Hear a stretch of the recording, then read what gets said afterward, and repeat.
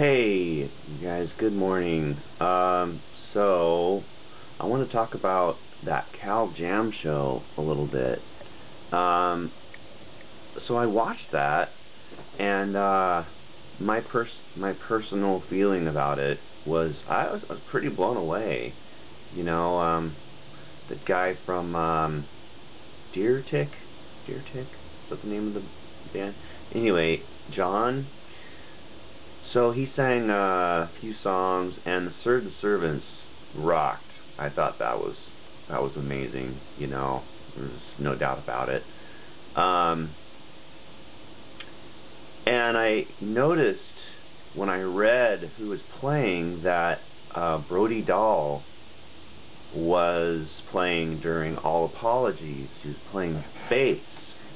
Now, I don't know if you guys know who she is, but she's the singer in a band called the Distillers. Now, hold on, before you look up the Distillers, I have to tell you, this album right here gives me goosebumps every freaking time I listen to it.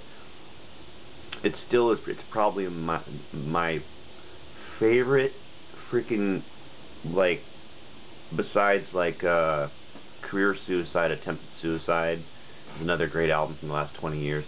This album is absolutely phenomenal. Anyway, she's playing bass on All Apologies, but she sings and plays guitar in the Distillers. And Coral Fang, so this is called Coral Fang. Listen to this album, you guys. If you haven't heard this, and especially like being Nirvana influenced, but not really sounding like Nirvana. Actually, sometimes I mean, I don't think anybody's come closer without sound like they're mocking the band or trying to sound like Nirvana, or you know, like Bush, or you know, there's just bands over the years. You know, I mean, I don't know if you saw the video where I talked about that, like bands sounding like Nirvana without trying to. Well, this album will kick your ass. Absolutely. It's so good. Really from beginning to end. I mean, it's just flawless.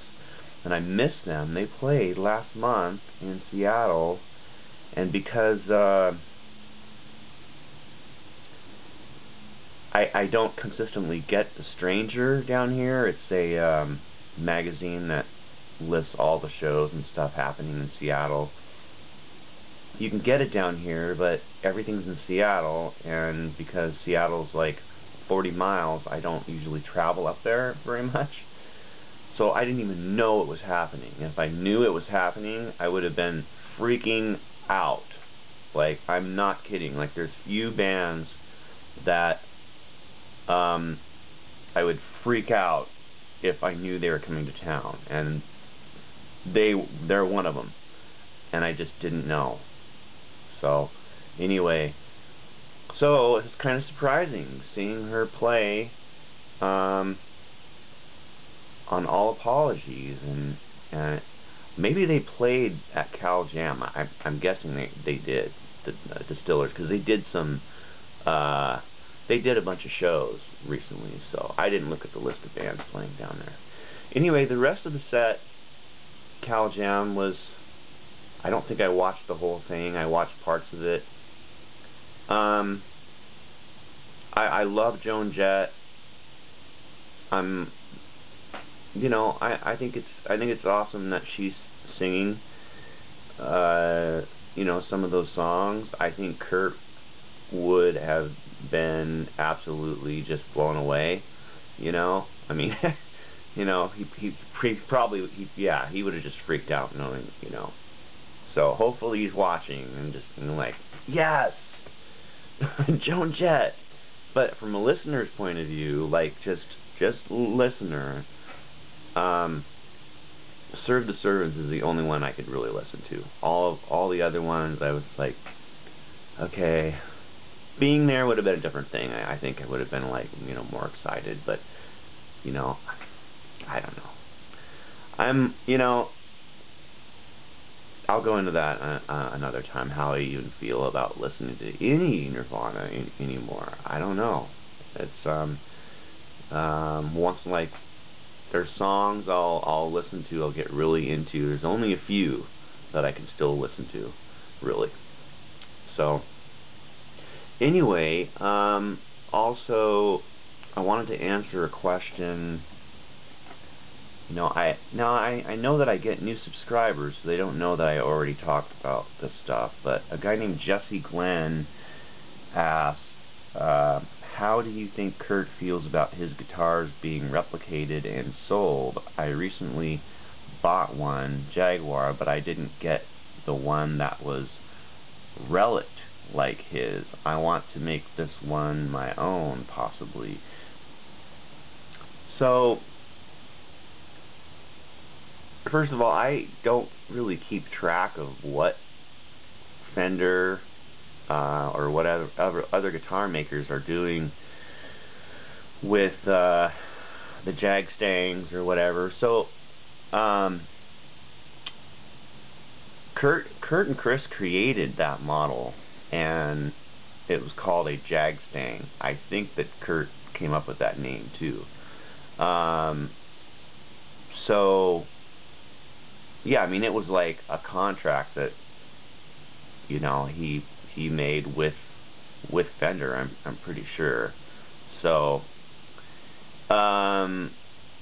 so whoever still owns the rights to that, family member or whatever, you know, I think Kurt will always be blown away that anybody would have wanted one of those guitars. You know, that's why he made it available.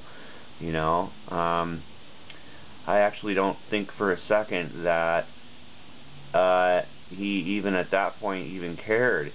If he wasn't making any money off his music and he was gonna, you know, have a line of his guitars to make money off, it was a different thing. But he was already making money at that point, and so he really just wanted, you know, I mean, to know that people wanted Jagstang was just like probably just made him really stoked, you know. Yeah, I don't know, you know. I mean, there'll be relic models. I'm actually surprised that they haven't made a Univox copy that was, you know, a Kurt model or something, you know. Maybe they have. I don't know. I haven't seen one. Anyway, that's a long-winded answer, but so, all right. Yeah, so, you know, ask questions, whatever. I mean, I went over so much for like 4 months. So, you know, I have a lot of videos, and I probably, not that I won't answer something again, but, anyway, alright, you guys, I think I talked about everything I wanted to. Listen to Distiller's Coral Fang. Alright, I will post the link on my video underneath so you can listen to it. And there's songs on there. I've never gotten tired of that album, you know. It literally, like, gives me freaking goosebumps. And who knows, maybe Brody even watches my videos. I don't know. But if you do, Brody, you fucking rock. So I love that album. Alright, bye.